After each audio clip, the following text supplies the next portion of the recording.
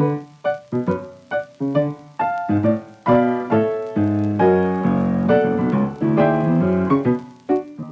think that we're destroying that whole myth that grandpas, men retire and they sit down and then they play golf or they go to a social club or they watch TV. We just believe that grandpas have assets.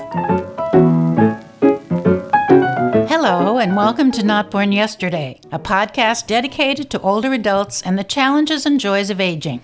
I'm Miriam Goodman. Not Born Yesterday examines the problems and solutions of growing older today. We bring you the wisdom and voices of experts in the field of aging and offer tips on how to feel your best, use your lifetime skills and experience, and make the coming months and years as fulfilling as possible. I'm Lynn Winter-Gross. Not Born Yesterday is brought to you by Next Village SF, a local nonprofit providing older adults with support to help age in place.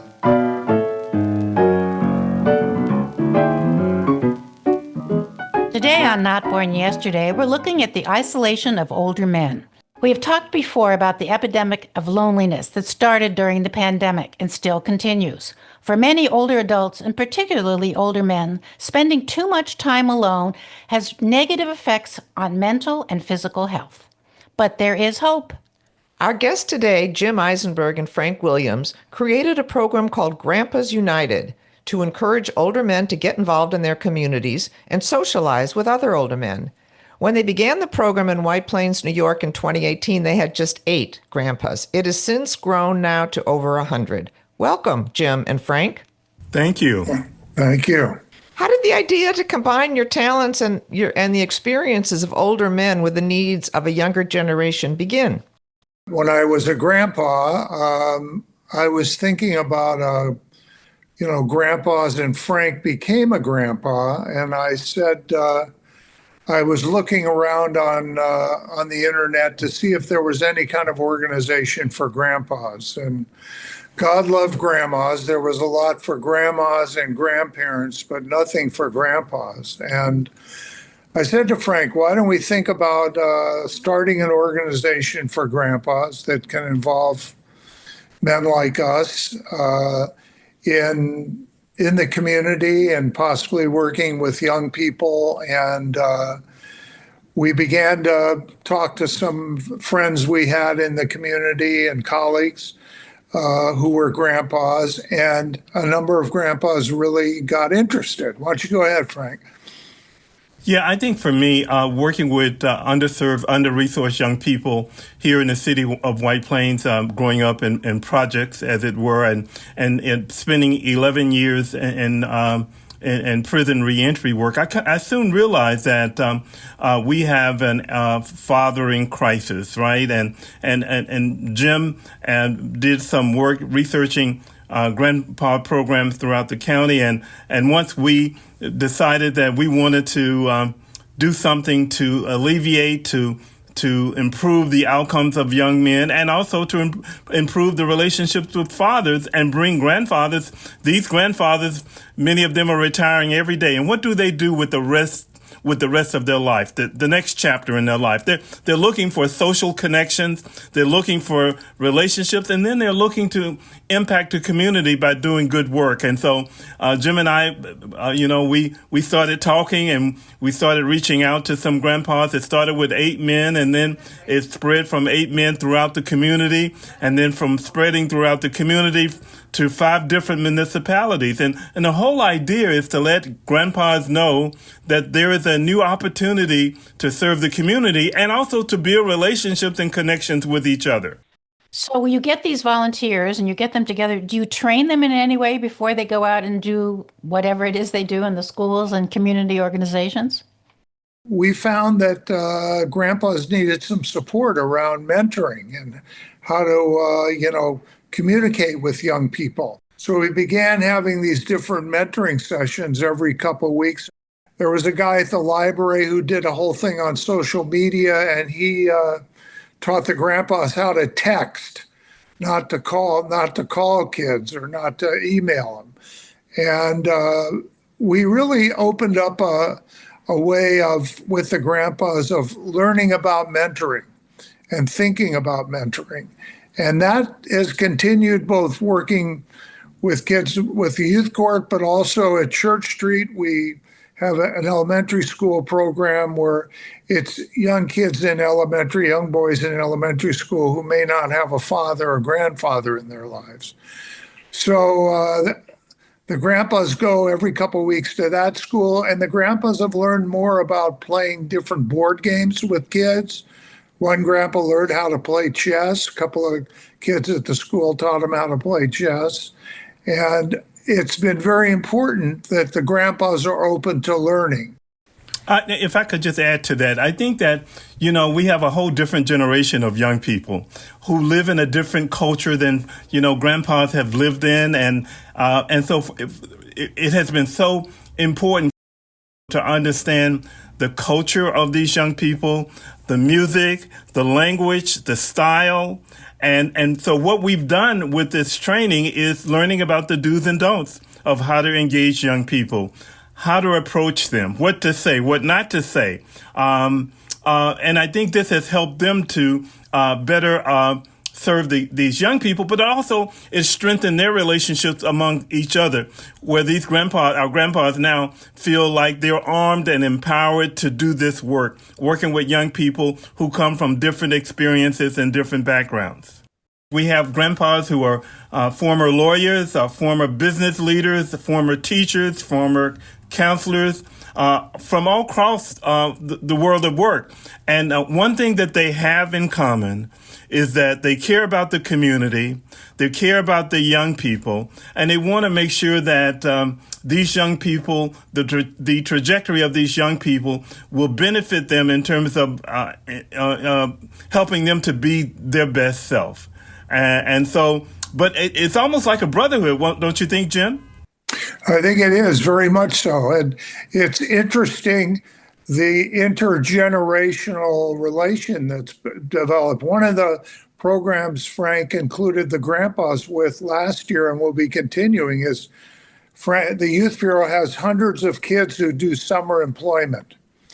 And they have a couple-day session preparing the kids for employment. And one of the kind of sessions that the grandpas are now doing is they meet in groups of 10 kids, and the grandpas talk about how to network, how to open up relations with the people you may be working with, how to explore different kind of work ideas. And that's really, I think, not only have the young people been positive about this discussion around networking, I think a lot of Frank's wonderful Youth Bureau staff really had an aha moment and thought, oh, this is really a value for grandpas to talk about their work and talk about their own experiences developing professions and careers. Are we talking about high school students or elementary school students or older students? Yeah, but I think that what we're doing is we're working with all children, wherever they may be. We have an elementary school. Grandpas go to school. We have a program at an alternative school. And then we're working with youth court. But I also want to just mention that a part of the strength and fabric of Grandpas United is that we bring in resources on a monthly basis to deal with our own challenges, our own health and well-being, through a session called Coffee with Grandpas. And we've had people to talk. We just had a recent presentation on fraud. And then we've had a presentation on AARP. And then last December, we had our first annual Grandpas United Health Summit, because we're concerned about our own health and well-being. So all of these things helps us to strengthen our connectivity and our relationship. And it's just so enjoyable. When people think of grandpas, they think of these old guys with a cane and sitting around in the park playing chess. It's far from that kind of model that we have. Well, it seems to me that you're very successful in getting all these men together, but it's kind of known that older men aren't so quick to make new friends. I'm just wondering how you pulled them in the very beginning, how you encourage anybody to join the group. Well, I think that's one of the challenges that grandpas who are involved with this are very involved with, how do they engage older men? And grandpas are really learning and thinking about how do you introduce yourself to someone who might be a grandpa or might be interested in this program? And what are the things that engage and might turn someone on? And I think that the Coffee with Grandpas is a good place for, in this case, older men to begin to be in a group that is supportive, interested in them, that they can share kind of their stories. And I think that's been a real value for men to have an opportunity to meet each other who may have different experiences and be open to sharing and learning about it. But it's a continuing challenge to keep getting involved in recruiting. And we're working at that all the time. And I think that we're destroying that whole myth that grandpas, men retire and they sit down and then they play golf or they go to a social club or they watch TV. We just believe that grandpas, fathers, have assets, right? It's not about liabilities. They have assets. They have value.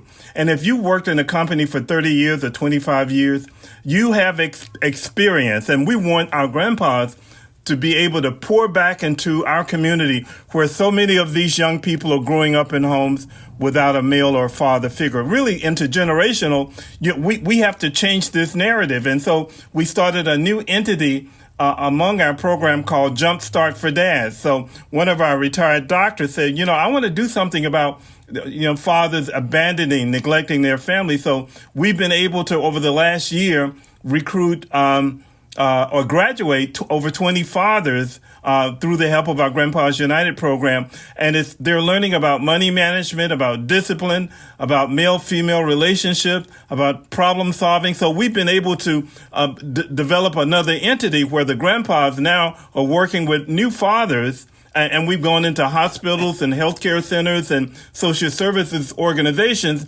recruiting new fathers for this 12-week program. I think the other thing that's been of value is that grandpas are acknowledged for their participation. So every December we have an awards breakfast for grandpas who are given awards, are acknowledged for their work and the importance of their work in the community. Do people actually have to be grandpas to get in? No. Well, our primary focus was on retired men, but we are open to any man who want to give back, who want to serve, who want to contribute to our cause, our community, and to help elevate young men and provide these intergenerational programming. And it's interesting to watch the grandpas work together, not only with the young people, but work together as a group in terms of highlighting the value of community service in their own lives and the value of supporting young people going into vocations. Has there been any resistance from the organizations that you offer your services to that say, oh, you guys are too old, we don't want you, or have you been embraced by everyone? We've been embraced by all over New York State. There is a buzz about the fact that grandpas are giving back or serving or caring is about hope for our young people, because young people need a male figure. And we as grandpas, we need each other. We need to maintain and sustain relationships with each other. And as Jim mentioned, what's really great about our grandpas is that it's diverse. We come from all walks of life and all backgrounds, from being a truck driver to being a retired doctor. People are serving, they're caring, and we're coming together to kind of just share our own story and our own journey. I was thinking of a grandfather that I know that volunteers in one of the local schools. He goes there, he meets his little kid in the hallway, they spend an hour, and then he comes home. And he says, I never meet anybody. I don't see anybody else if there happens to be another person there, and go home. And what you offer is that other aspect that's so important for men. Yeah, I appreciate that. And I'm sure there are potentially men in different cities that are open as well to be involved in a way as a part of a group. I think that's part of our goal, why we're always interested in sharing our experiences, and appreciate you including us today in your podcast. So, what are some of the ways that you have been affected by the students that you work with? And basically, how has the program affected you two? Yeah, I'll start. I think for me, when I see these young men and we're engaged with them, for example, we have an ice cream social coming up with young boys and our grandpas. It makes you feel good. It makes you feel like you're making a difference. It's almost like a calling, and it helps you to understand your purpose. And that is to leave the world better than when you found it, right? And when you see the expressions of these young boys just sitting around, knowing that somebody cares about them, it makes you feel like this is what you're here to do. Yeah, I think one of the, for me, exciting and encouraging experience has been one, working with Frank and creating an organization called Grandpas United that provides such a valuable opportunity for men and for young men and for grandkids and for kids in school, and seeing the positive response to it. I loved when we first did with the elementary school boys. One of the grandpas wanted to make sure they all learned how to shake hands and look you in the eye. And he was also, though I'm a grandpa and don't wear ties anymore, he wanted to make sure that the kids knew how to tie a tie. But then he taught the kids how to make a paper airplane, and we're in elementary school with 15 grandpas and 15 little guys, and we're all making airplanes and throwing them in the classroom. And I'm thinking, I don't think there's any other classroom in America where grandpas and little guys are making paper airplanes, throwing them in the room together, having fun, and the principal doesn't come in and go crazy. She was completely supportive. What are some of the positive things you've heard from the students? What have they learned from the grandpas? Well, I think we just had a program a few weeks ago. One is that the young people indicate to us that they feel validated. They feel that somebody cares about them. Right. They love the attention, right? Yeah. And, we break bread and we get together. They feel like they have a belonging, right? They feel like that the city and these men are taking notice and interest in them. And so we have the Civic Award. We're giving kids awards for their service. But for young people who may not be in that category, just to know that somebody is thinking and caring about them and have their best interests at heart. One young boy said to me, I've learned how to speak publicly. I was a little shy and I was afraid of stumbling and mumbling, but because I've been around you all, I have confidence to speak publicly now. And one young man had said that, well, I have a sense of my career, right? I want to go into law enforcement thanks to your help and your engagement. So I think those kinds of experiences that we're having shows us that we can make a difference and shows us that young people don't really care about the color of your skin. What they care about is that people caring about them. One of the things I think when we first started, we thought, well, maybe we should do something around health. And we met a person with an organization dealing with brain health and brain development. And she did a session, 25 grandpas came, on dementia. And it was an opportunity for grandpas who had someone in their life who had dementia, or they'd been thinking about what it was, to really open up a discussion and feel safe in talking about it. Because I think that's the other thing that everyone is looking for, and Jumpstart for dads with fathers and so on. Is there an environment where I can, as a man, I can be safe, I can ask questions, I can be open, and no one is going to be judging me in that sense.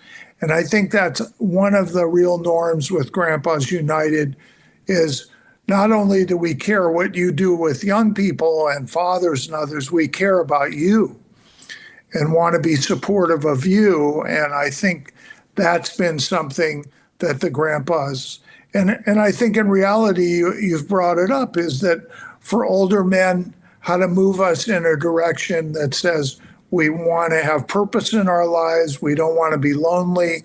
We want to be engaged. And I think that's part of the challenge of continuing to build Grandpas United. And I think we're interested, and many other grandpas are as well. I assume after listening that many grandfathers say, that's interesting, I'd like to do this. So how would somebody in a community that doesn't have the program go ahead and start a program? I think that there is an opportunity for grandpas and fathers to be engaged in the community, especially with children who don't have father figures, but also just interested in developing a club of retired men. It just takes 1 or 2 people to get started. Jim and I started with 8 people, and now we have over 100 people, and we're in 5 different municipalities in New York State. So we're an example of what can be done. And we are looking to see how we might support this nationally. It doesn't require a lot of money. There is, potential resources available. And I think once you begin to think in your community who might be partners, there are a lot of people who will be partners for grandpas.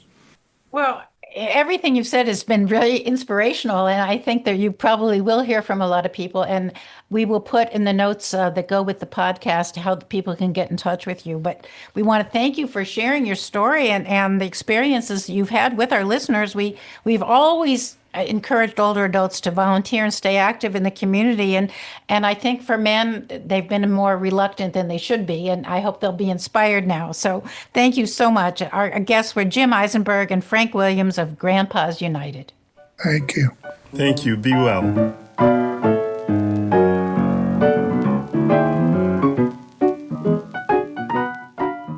Today on News You Can Use, we're talking about an activity that you might love, that afternoon nap. And you know who you are.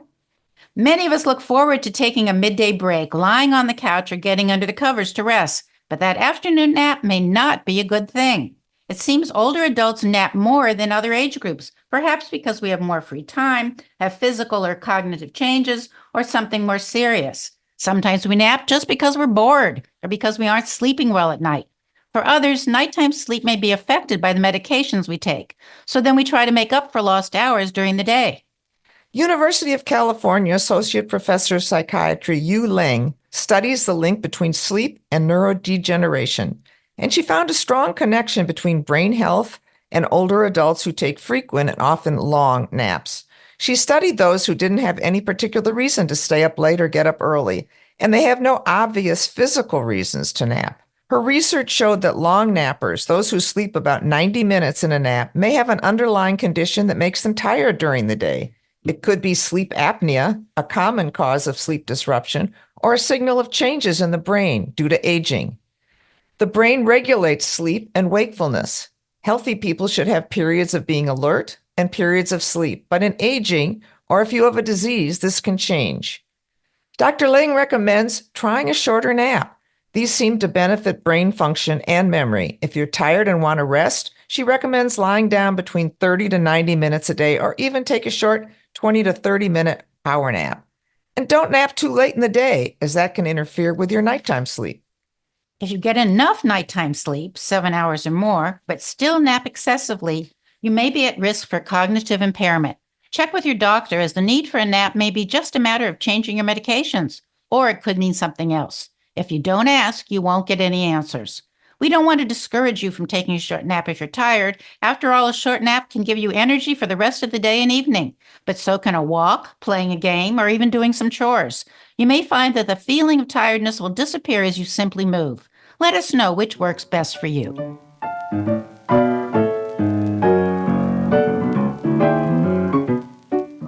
And that's our podcast for today. Our thanks to our guests Jim Eisenberg and Frank Williams of Grandpas United. You can learn more about Next Village SF at their website, nextvillagesf.org. Our theme music is from Hook Sounds, and Jason Dahlstedt is our engineer. And we thank you for listening. We'd love to hear what you would like us to discover and discuss. Please contact us at notbornyesterdaypodcast.org. Follow us on Facebook and Instagram, and subscribe wherever you listen to podcasts. All of these are free and let us know our audience better. Be well, stay strong, and remember, you weren't born yesterday. I'm Lynn Winter Gross. And I'm Miriam Goodman.